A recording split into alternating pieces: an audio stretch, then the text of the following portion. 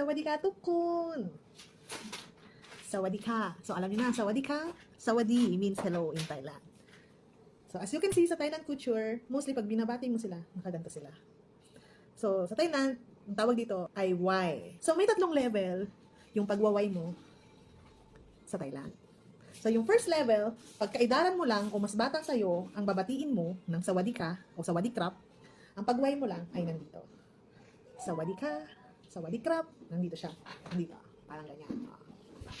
Pero, pag ang babatiin mo naman, older sa'yo, like mother mo, parents mo, or uncle mo, mga older people, ang pagway mo, itong thumb mo, dapat abot sa ilong mo, tapos dito sa forehead mo. So, parang, sawadee ka. Ganyan naman, pag parents, mga thunders, alam niyo na yun. Sawadee ka. Tipong ganyan yung sila babatiin. Dito umaabot yung way nyo. Then lastly, pag mga temples naman yung pupuntahan nyo, tapos magdadasal kayo sa mga monk, most of the Thais are Buddhists. Pag nagdadasal naman sila, ganito sila, magway. Dito naman, sa taas.